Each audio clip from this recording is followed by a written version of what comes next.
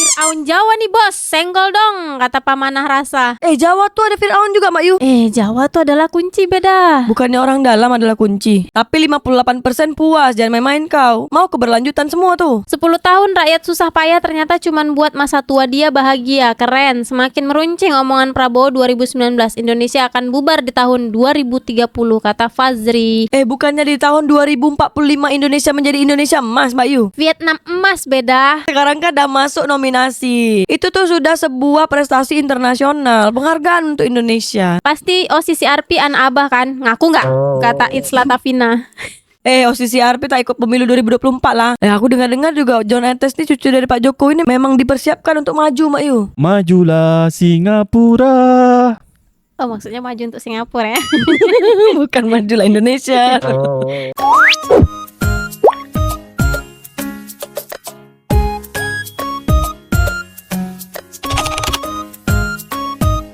Menang kompetisi internasional Pemilu Land. Presiden ke-7 Indonesia Joko Widodo atau Jokowi masuk daftar finalis pemimpin paling korup di dunia versi lembaga non-pemerintah yang fokus dengan isu korupsi, Organized Crime and Corruption Reporting Project OCCRP. OCCRP merilis daftar ini di situs resmi mereka. OCCRP merupakan organisasi jurnalisme investigasi terbesar di dunia. Lembaga independen itu merilis sederet finalis yang masuk Person of the Year 2024 untuk kategori kejahatan organisasi dan korupsi atau Person of the Year 2024 in Organized Crime and Corruption. Kami meminta voting nominasi dari para pembaca, jurnalis, juri Person of the Year, dan pihak lain dalam jaringan global OCCRP. Para finalis memperoleh suara terbanyak tahun ini adalah Presiden Kenya William Ruto, mantan Presiden Indonesia Joko Widodo, Presiden Nigeria Bola Ahmed Tinubu, mantan Perdana Menteri Bangladesh Sheikh Hasina, pengusaha India Gautam Adani. Demikian laporan OCCRP Selasa 31 bulan 12. Pemerintah yang korup ini melanggar hak asasi manusia, memanipulasi pemilu, menjarah sumber daya alam, dan pada akhirnya menciptakan konflik akibat ketidakstabilan yang melekat pada diri mereka. Satu-satunya masa depan mereka adalah keruntuhan yang kejam atau revolusi berdarah, kata Sullivan. OCCRP adalah salah satu organisasi jurnalisme investigasi terbesar di dunia yang berkantor di pusat Amsterdam, Belanda. Kalau Perdana Menteri Bangladesh tuh memang udah gawat tuh. Dia udah lari Mbak Yu. Sampai tuh negaranya udah bubar. Orang-orang nih warga-warganya tuh masyarakatnya pergi langsung ke Malaysia masuk. Perdana Menteri Bangladesh tuh Sheikh Hasina itu kan beda? Dialah yang menjadikan Bangladesh ini porak-poranda dan akhirnya digantikan sementara sama Muhammad Yunus. Ngeri juga ya beda kalau negara bisa sampai bubar kayak gitu. Tapi yang aku tak pernah dengar nih, Presiden Nigeria namanya Bola Ahmed Tinubu. Entah apa ini yang dia perbuat sampai dia ini masuk daftar tokoh korupsi di dunia. Terus kalau Pak Jokowi kok tahu apa yang dah dia buat? Ya nggak tahu, kok tanya saya. Jadi apa kata netizen Malaysia tuh terhadap Pak Jokowi yang masuk tokoh korupsi di dunia, kata OCCRP.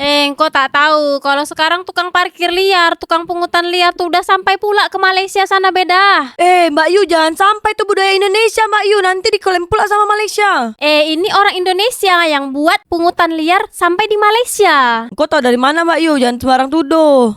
Kau bacalah sinar harian di Malaysia tuh. Betul tak warga Malaysia? Coba korang komen dekat bawah. Ada tak case orang pungutan liar dan parkir liar di Malaysia, tapi yang lakukan tuh orang Indonesia? Coba korang komen dekat bawah case nih. Aku baca sinar harian beda kat Malaysia tuh waktu aku mau pergi ke Johor kemarin. Jadi apa kata netizen Malaysia terhadap Pak Jokowi nih jadi tokoh korupsi di dunia dari OCCRP? Netizen Malaysia mana peduli sama hal-hal kayak gitu beda.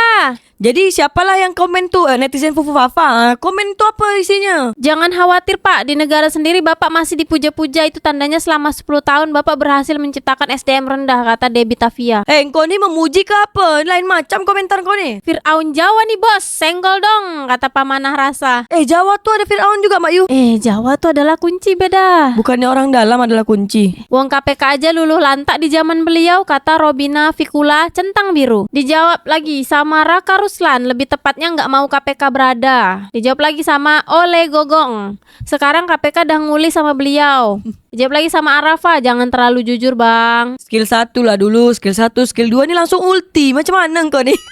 KPK aja dikebiri. Masa ketua KPK yang dipilih sama dia kena kasus suap, kata Tahyudin Firdaus. Ya macam mana di zaman si nih KPK memang lemah tak berdaya. Kalau di Malaysia nih KPK apa ya beda? Itu aku tak tahu pula Mbak Yu. Tapi kita coba tanyalah sama warga Malaysia nih. Korang warga Malaysia, KPK dekat Malaysia ni apa benda? Sebutan dia. Kalau dekat Indonesia ini singkatan dari Komisi Pemberantasan Korupsi. Jadi orang-orang yang korupsi itu semua yang analisa, yang betul-betul cari tahu benda apa yang dikorupsi itu orang KPK. Tapi ini pemerintah punya, bukan independen. Bukti bahwa survei 80,8% rakyat puas dengan kinerja Jokowi itu tidak benar, kata Nedi Karahayu. Tapi 58% puas, jangan main-main kau. Mau keberlanjutan semua tuh. 10 tahun rakyat susah payah ternyata cuman buat masa tua dia bahagia, keren. Semakin meruncing omongan Prabowo 2019, Indonesia akan bubar di tahun 2030, kata Fazri. Bukannya di tahun 2045 Indonesia menjadi Indonesia emas, Mbak Yu? Vietnam emas beda. Apple udah investasi 200 triliun beda di Vietnam. Apple tuh nak investasi juga dekat Indonesia. Tapi hanya 16 triliun di Batam. Oh, masih banyak Vietnam Lanjut. Walaupun saya memilih Jokowi 2 periode, tapi suka tidak suka yang lain. Fakta bicara, mengingat PSBY itu pintar, cerdas, berwibawa, tegas, dan intelektual. Jelas dulu terlihat kinerjanya sangat cepat dan bagus seperti ekonomi, demokrasi, 1 juta PNS, BLT, BPJS, pengangguran, kemiskinan, penegakan hukum, dan keadilan. Dibandingkan zaman si Mulyono yang tidak jelas kemana arah bangsa ini. Semakin kacau dan amburadul dan sering direbut di mana-mana. Jadi kalau boleh saya mengatakan, Pak SBY lah presiden terbaik sepanjang masa saat ini, kata Ben Hat7 Peduli You. Tapi meme yang beredar dekat sosial media, foto Pak Soeharto dengan tulisan masih penak zamanku toh. Udah jelas seterang benderang ini nggak ada yang berani nangkep, kata Arik NTL. Tapi sekarang kan udah masuk nominasi. Itu tuh sudah sebuah prestasi internasional, penghargaan untuk Indonesia. Mendunia pemimpin Indonesia, kata Muhammad Draf. Dibalas lagi sama Johan Jui. Iya, korupnya. Iya Mbak Yu, berita dekat Indonesia nih, kalau tak liga korupsi, liga selingkuh, pungutan liar, apalagi parkir liar, BBM naik, PPN naik, semua yang buruk-buruk. Pasti Projo nggak suka nih tantrum setantrum-tantrumnya, kata Rizky Dayat. Projo tuh sekejap lagi nak jadi partai politik, jangan main-main korang. Tapi disukai sama 58% warganya, kata Muhammad Mardani.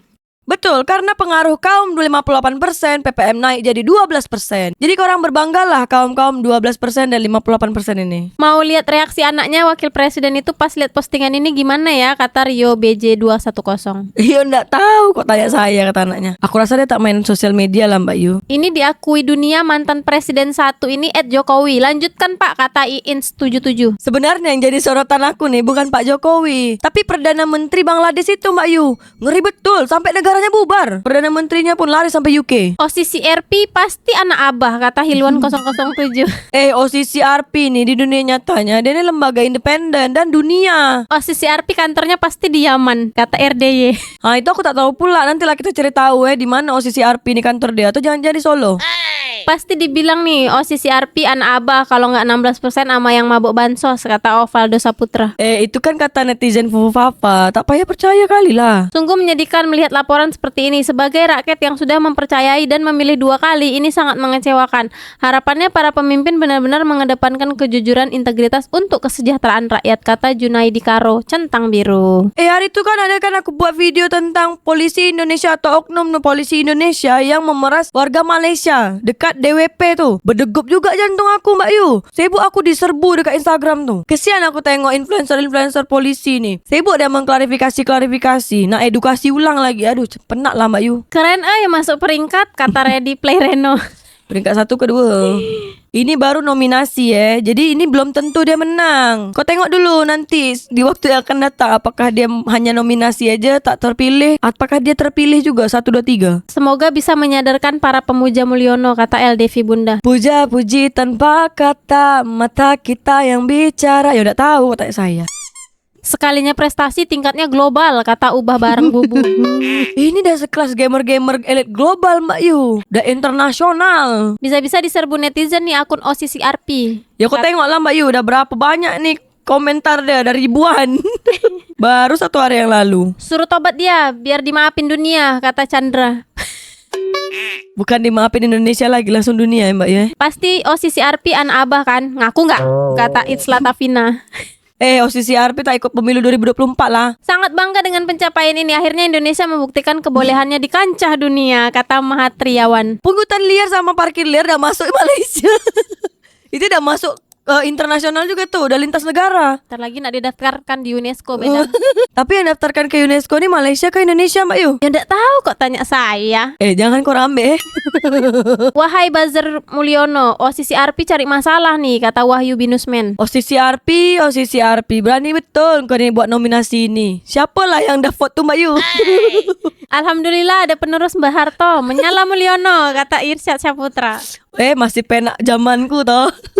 Yang survei puas kemarin mana suaranya, kata Anggoroto. Survei-survei nih tak boleh dipercaya Mbak Yu. Yang dapat bansos saja tak tepat sasaran. Padahal dah survei-survei juga orang-orang tuh. Tapi herannya para penyembah tetap bangga dan ngaku si paling NKRI hardline. Sehat, kata Izzat. Oh kalau itu memang susah kita nak kasih fakta apapun. Tak masuk lagi kotak dia. Mata dia dah buta. Dia buta fakta. Meski laporan OCCRP mengklaim berbasis data, kemungkinan adanya kepentingan politik tidak dapat sepenuhnya diabaikan. Oleh karena itu, penting untuk menganalisis data yang mendukung laporan ini dan melihat siapa saja pihak yang berkepentingan, baik di tingkat domestik maupun internasional. Di sisi lain, ini juga mengingatkan kita pada pentingnya transparansi dan akuntabilitas dari pemimpin manapun, kata Soleha Badan. Iya, sebenarnya kita ni tak boleh telan bulat-bulat. Kita ni harus tengok juga apa kepentingan dari survei-survei yang macam gini. Tapi kalau Perdana Menteri Bangladesh tu memang teruk betul Mbak Yu. Negaranya bubar Mbak Yu. Keren, prestasinya sejajar dengan Presiden Suriah Bashar al-Assad, kata Hadianani. Lebih teruk Bangladesh lah. Perdana Menterinya dah kabur. Habis tu warganya lontang-lantung mana-mana. Dah bubar dah negara dia. Presiden kesayangan nih dari Solo punya. Menyala presidenku, tetap setia hingga Jan Etes memimpin Indonesia Emas 2095 pokoknya, kata Akbar Syauki. Aku dengar-dengar juga John Etes ni cucu dari Pak Jokowi ni memang dipersiapkan untuk maju Mbak Yu. Majulah Singapura. Oh, maksudnya maju untuk Singapura ya. Bukan majulah Indonesia. Bengisnya Mulyono mengalahkan rezim Soeharto, kata Diah Lisus Bayu. Aku tak pernah hidup di zaman Soeharto. Jadi aku tak tahu. Aku belum lahir lagi 98 tu. Kapan lagi pimpinan Indonesia mendunia ya enggak? Menyala Bapak, kata Bapak Napsi Embun. Tapi aku lebih teruk dengan Bangladesh lah Mbak Yu. Negaranya sampai bubar Mbak Yu. Prestasi yang sangat membagongkan Pak Mul. Menyalawi kalau kata Agus Trex, kata Syedang. Anda tahulah, jangan tanya saya.